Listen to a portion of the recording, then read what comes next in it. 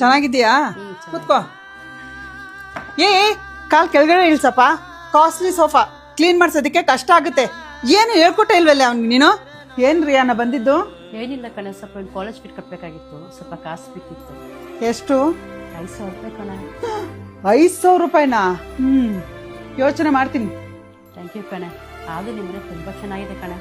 ಬಾ ನೋಡುವಂತೆ. TV ಮುಟ್ಬೇಡ, mark ಆಗುತ್ತೆ. ಏನೇ ನಿನ್ ಮಗ? ಬಾರೋ. ಹೊಸ ವಾಷಿಂಗ್ ಮಿಷಿನ್ ನಿಮ್ಮನೇಲಿ ಕೈಯಲ್ಲೇ ಹೋಗಿದ್ಯೋ ವಾಷಿಂಗ್ ಮಿಷಿನ್ ಇದೆಯೋ? ಇಲ್ಲ ಕಣೆ, ತಗೊಂಡ್ಬೇಕು, ಕೈಯಲ್ಲಿ ಹೋಗಿತಾ ಇತ್ತು. ಹೊಸ ಫ್ರಿಜ್ ಮೊನ್ನೆ ತಗೊಂಡಿದ್ದು. ಹೇಗಿದೆ? ಈ ಹಳೆ ಫ್ರಿಜ್ ಅಂತೂ ವೇಸ್ಟ್ ಆಗಿ ಬಿದ್ದಿದೆ. ಬೇಕಂದ್ರೆ ನೀನು ತಗೊಂಡೋಗು, ನಿಮ್ಮ ಮನೇಲಂತೂ ಇರಲ್ಲ.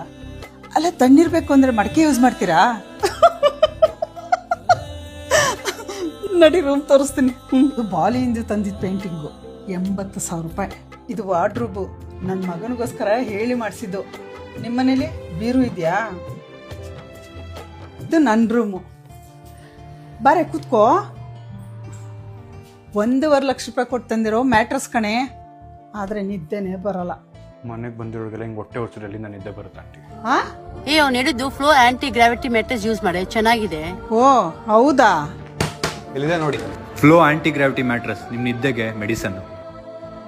ಇದು ನಿಮ್ಮ ಬ್ಯಾಗ್ಗೆ ಕಂಫರ್ಟಬಲ್ ಆಗಿರುತ್ತೆ ಮತ್ತೆ ಅನ್ಡಿಸ್ಟರ್ಬ್ ಸ್ಲೀಪ್ ಕೊಡುತ್ತೆ.